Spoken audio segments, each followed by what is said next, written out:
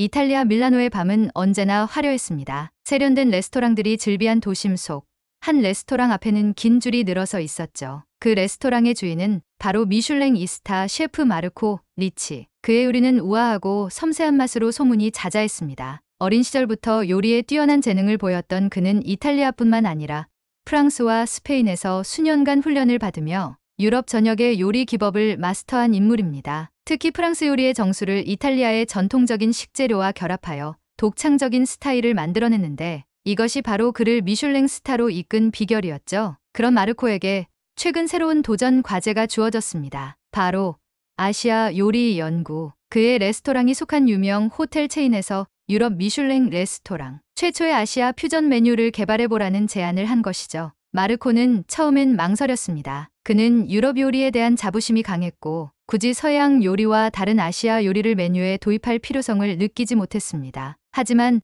호텔 체인의 경영진은 요즘 아시아 요리에 대한 유럽 고객들의 관심이 높아지고 있다는 점을 강조하며 마르코에게 요리사라면 한 번쯤 세계의 맛을 탐험해볼 가치가 있지 않겠냐고 설득했습니다. 결국 마르코는 이 제안을 수락했고 아시아 요리를 제대로 배우기 위해 일본, 중국, 한국을 모두 방문하기로 했습니다. 사실 그는 일본과 중국 음식에 대해서는 어느 정도 익숙했습니다. 프랑스에서 일할 때 일본인 셰프 친구를 통해 스시와 사시미, 가이세키 요리를 경험한 적이 있었고 중국식 딤섬이나 북경오리 같은 음식도 이탈리아에서는 이미 꽤 인기가 많았습니다. 그렇지만 한국 음식에 대해서는 거의 아는 것이 없었습니다. 그는 출발 전에 한국 음식에 대해 조금이나마 알아보기 위해 인터넷을 검색해 보았습니다. 김치, 불고기, 비빔밥 같은 이름이 나왔지만 사진으로만 봐서는 도대체 이 음식들이 왜 맛있는지 이해할 수 없었습니다. 특히 발효 음식이라는 설명에선 약간의 불쾌감을 느끼기도 했습니다. 이탈리아에도 발효 음식을 사용한 요리가 있긴 했지만 그런 음식들은 항상 강한 냄새와 특이한 식감 때문에 호불호가 갈리곤 했기 때문이죠. 김치라니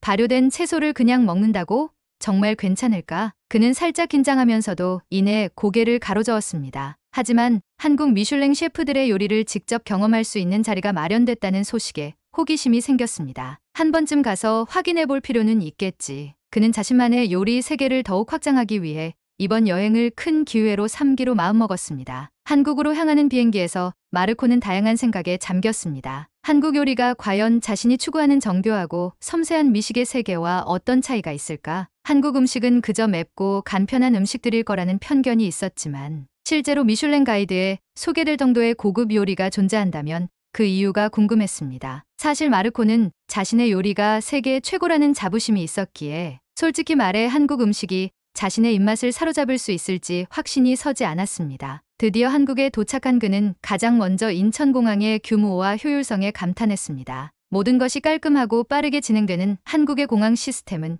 그에게 신선한 충격이었죠. 아, 한국이 이렇게 발전된 나라였구나. 짐을 찾고 공항을 빠져나오는 동안 그는 은근히 설레는 마음이 들었습니다. 다음 날 마르코는 서울의 한 고급 한식당에서 한국 미슐랭 셰프들과의 만남을 가졌습니다. 그 식당은 외관부터 전통적인 한국의 멋을 그대로 살린 한옥 형태로 마치 과거로 돌아간 듯한 느낌을 주었습니다. 셰프들은 그를 위해 다양한 한식 코스 요리를 준비해 두었고 마르코는 자신의 예상을 뛰어넘는 정교한 상차림에 놀랐습니다. 예쁘게 접시에 담긴 음식들, 각각의 요리마다 설명이 덧붙여진 메뉴, 그리고 사용된 재료 하나하나가 정성을 다해 준비된 것이 느껴졌죠. 첫 번째로 나온 음식은 구절판이었습니다. 구절판은 여러 가지 채소와 고기를 9칸에 나누어 담아 밀전병에 싸서 먹는 한국 전통 요리였죠. 셰프가 구절판에 대해 설명하며 이 음식이 색과 맛의 조화를 중요하게 여기는 한국 미식의 상징이라는 이야기를 전했습니다. 마르코는 조심스럽게 밀전병에 여러 재료를 넣어 입에 넣었습니다. 처음엔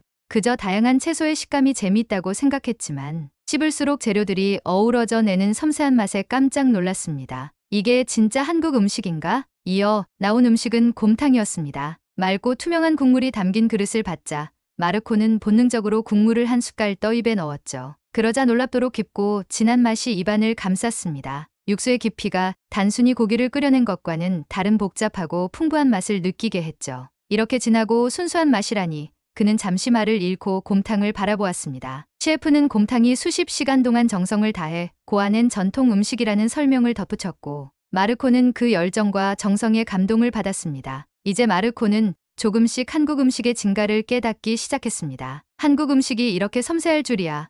그동안의 편견이 조금씩 허물어지는 순간이었죠. 그날 저녁, 마르코는 한국 미슐랭 셰프들과 함께하는 특별한 한식 코스 메뉴를 체험하게 되었습니다. 메뉴는 에피타이저부터 디저트까지 한국 전통의 정수를 담아낸 다양한 요리들로 구성되어 있었죠. 한국 음식에 대한 편견을 아직 완전히 버리지 못한 마르코였지만 하나씩 요리를 접할 때마다 그 생각이 조금씩 흔들리기 시작했습니다. 첫 번째 요리는 산채 비빔밥이었습니다. 강원도에서 직접 봉수한 각종 나물과 신선한 채소들이 아름답게 담겨 있었죠. 셰프는 비빔밥의 유래와 농사를 짓던 한국 사람들에게 영양을 골고루 섭취하기 위해 발달한 음식이라는 설명을 덧붙였습니다. 그리고 이 비빔밥에는 1년 넘게 숙성된 집간장을 한 방울 넣어야만 본래의 맛이 완성된다는 설명도 함께였죠. 마르코는 직접 비빔밥을 비벼 한 입 먹고는 강렬한 감칠맛과 다채로운 향에 깜짝 놀랐습니다. 단순히 채소와 밥을 섞어 먹는 음식이라고 생각했던 비빔밥이 이렇게 깊이 있는 맛을 낼 줄은 상상도 못했던 것입니다. 이렇게 섬세한 맛에 좋아하라니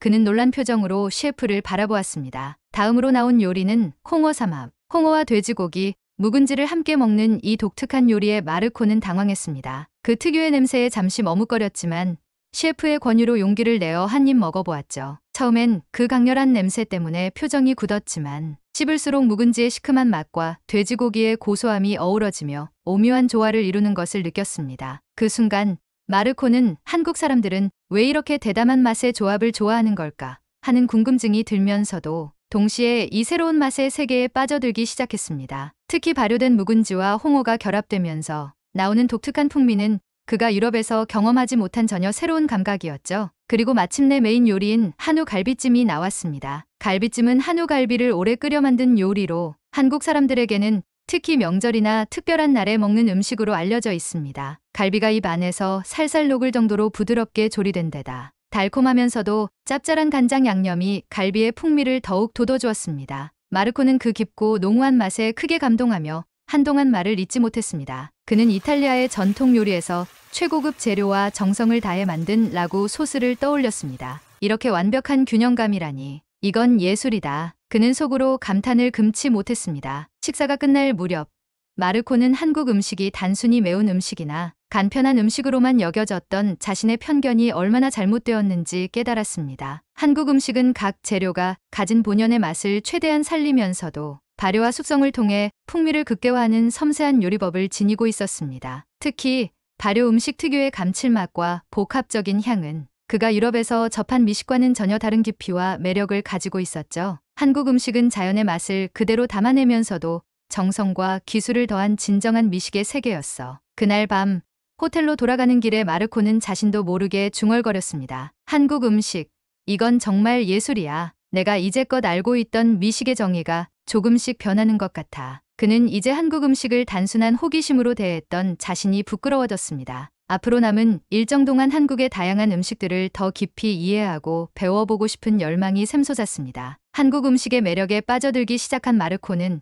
이제 한국의 시장을 직접 둘러보며 현지 식재료들을 체험해보고 싶어졌습니다. 이탈리아에서는 지역 농부들과 신선한 재료를 직접 거래하는 걸 중요하게 여겼던 그였기에 한국에서도 현지 재료의 본연의 맛을 느껴보고 싶었던 것이죠. 그래서 그 다음날 마르코는 한국 셰프의 추천으로 서울에 있는 한 전통 재래시장을 방문하게 되었습니다. 시장은 마치 한 폭의 그림 같았습니다. 각종 채소와 과일, 생선, 다양한 양념들이 질서 있게 쌓여 있었고 여기저기서 활기찬 상인들의 목소리가 울려 퍼졌습니다. 그가 서양에서 흔히 보던 식재료와는 전혀 다른 종류의 나물들, 여러 가지 특이한 향신료들이 가득했죠. 마르코는 시장을 둘러보며 마치 새로운 미식 세계에 발을 들인 듯한 설렘을 느꼈습니다. 그런데 한참을 구경하던 중 한 노점에서 자신이 전혀 예상치 못한 일을 겪게 됩니다. 그는 한국의 대표적인 장류 중 하나인 된장을 구경하다가 한 상인으로부터 된장 맛을 보라는 권유를 받았습니다. 이탈리아에서는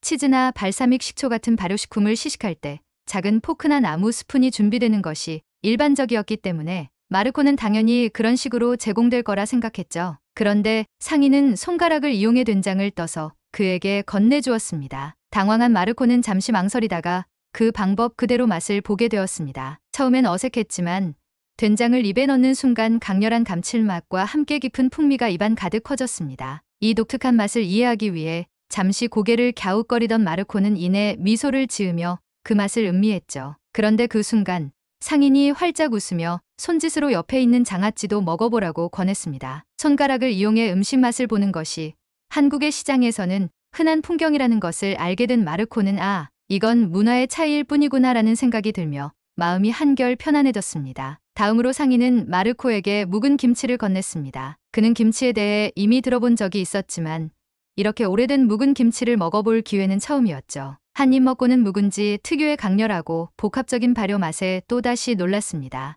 이 맛은 한국 음식의 정수이자 오랜 시간에 걸쳐 만들어진 깊이 있는 발효, 음식 문화의 산물이라는 것을 깨달았습니다. 이런 발효된 맛이야말로 유럽 요리에서 찾아볼 수 없는 감칠맛의 정수구나. 마르코는 흥미로운 발견에 크게 감명받았습니다. 그러나 그날 저녁, 작은 오해가 발생하고 맙니다. 그가 저녁 식사를 위해 작은 한국 식당을 찾아갔을 때였죠. 그는 한국 셰프와의 약속으로 전통적인 한식을 맛보는 자리였고 그 식당의 주방장도 한국 전통 방식 그대로의 맛을 보여주기 위해 준비를 하고 있었습니다. 그런데 마르코가 음식을 기다리는 동안 식당의 직원이 그에게 별도로 준비된 젓가락 대신 나무 숟가락과 포크를 건넸습니다. 한국 음식을 배우기 위해 일부러 젓가락 사용법까지 익히려 했던 마르코는 자신이 외국인이라 한국 식사를 제대로 체험할 수 없게 된 건가 싶어 살짝 불쾌해졌습니다. 내가 이 먼 길을 와서 한국 음식을 체험하러 왔는데 왜 이렇게 대접을 받는 걸까 하는 생각이 머릿속을 스쳤습니다. 하지만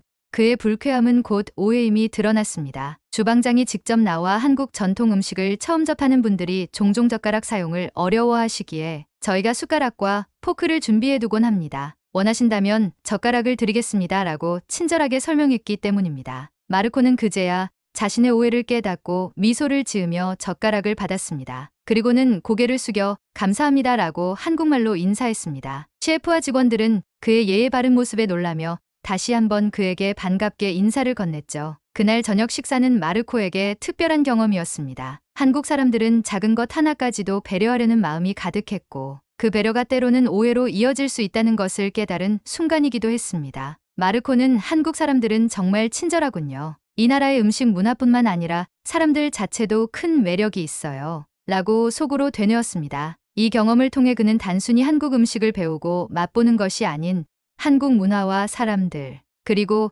그들이 음식에 담는 마음을 이해하는 과정이 필요하다는 것을 깊이 깨달았습니다. 마르코는 한국 음식이 단순한 미식의 영역을 넘어 사람들의 정성과 전통이 담긴 문화의 일부라는 사실을 느꼈습니다. 그리고 한국 음식을 배우는 것이 그저 새로운 요리를 익히는 것이 아니라 그들의 삶과 문화를 이해하는 중요한 여정이라는 사실에 감동했습니다. 한국에서의 시간이 흐르면서 마르코는 하루하루가 새로운 배움과 놀라움의 연속임을 느꼈습니다. 한국 음식은 그저 먹는 것이 아니라 사람들의 삶과 역사, 그리고 정성을 담고 있다는 사실을 몸소 체험하게 되었죠. 그는 다양한 한국 요리를 맛볼수록 한국인의 따뜻한 정과 배려가 음식에 녹아 있다는 것을 깨달았습니다. 한국에서의 마지막 날, 마르코는 서울 남산이 내려다 보이는 한 작은 한옥 레스토랑을 방문했습니다. 이곳은 조용하고 아늑한 분위기 속에서 한국 전통 다과를 즐길 수 있는 곳이었죠. 마르코는 그동안 배운 한국 음식의 진수를 떠올리며 차와 함께 나오는 떡과 한과 전통 과자를 음미했습니다. 떡 하나하나에도 각기 다른 맛과 식감이 있고 한과는 바삭하면서도 달콤한 맛이 어우러져 있었습니다. 단순한 간식이 아닌 자연의 맛을 존중하며 만든 한국 전통 디저트의 아름다움에 또 한 번 감탄했죠. 차를 마시며 한국에서의 일들을 되돌아보던 그는 마음 한편에서 깊은 울림을 느꼈습니다. 그동안 요리를 하며 최고의 미식을 추구해온 마르코였지만 한국에서는 사람과 마음이 담긴 음식이야말로 진정한 미식이라는 새로운 깨달음을 얻게 된 것입니다. 그는 한국에서 맛본 요리들, 그리고 그 음식에 담긴 사람들의 정성과 배려가 얼마나 큰 감동을 주었는지 곱씹어 보았습니다. 비행기를 타고 이탈리아로 돌아가던 중 마르코는 결심을 했습니다. 자신의 레스토랑에 한국의 발효 음식과 한국 전통 요리의 영감을 담은 메뉴를 추가하기로 한 것입니다. 단순히 한국 음식을 흉내내는 것이 아니라 그 본질을 이해하고 존중하는 마음으로 유럽식으로 재해석해 새로운 퓨전 요리를 선보이고 싶었죠. 그는 이미 머릿속으로 메뉴 구상을 시작했습니다. 발효된 장을 이용한 소스, 구절판처럼 각기 다른 재료의 조화가 돋보이는 샐러드, 그리고 다양한 식재료를 한데 모아 깊은 풍미를 내는 스프까지 한국에서의 경험을 녹여낸 새로운 요리를 만들어 유럽 사람들에게도 한국 음식의 매력을 전하고 싶었습니다. 몇 달 후 그의 레스토랑에는 드디어 코리아 퓨전이라는 이름의 새로운 코스 메뉴가 등장했습니다. 첫 번째 메뉴는 한식에서 영감을 받아 만든 발효된 장 소스를 곁들인 구운 채소 요리였고, 마지막 디저트는 한국의 전통 떡과 비슷한 질감의 디저트를 현대적으로 재해석한 것이었죠. 이 코스 메뉴는 큰 성공을 거두었고, 유럽의 많은 미식가들이 그의 레스토랑을 방문하여 코리아 퓨전을 경험하려고 줄을 서기 시작했습니다. 한 언론과의 인터뷰에서 마르코는 이렇게 말했습니다. 한국 음식은 단순히 맛있는 것이 아니라 깊은 철학과 문화가 담겨 있습니다. 한국에서의 경험은 제 요리 인생에 있어 큰 전환점이었죠. 이제 제 목표는 한국 음식의 아름다움과 가치를 유럽에도 알리는 것입니다. 한국에서의 특별한 경험은 마르코의 요리에 대한 철학을 바꿔 놓았고, 그는 더 이상 최고의 맛만을 추구하는 요리사가 아닌 사람의 마음과 문화를 담아내는 요리사로 성장하게 되었습니다. 이제 그는 한국 음식에 담긴 정성과 배려를 자신의 요리에도 녹여내며 세계 각지의 사람들에게 한국 음식의 매력을 전하는데 헌신하기로 결심했습니다. 마르코는 한국에서 배운 진정한 미식의 의미를 전 세계에 알리기 위해 오늘도 새로운 요리에 도전하고 있습니다.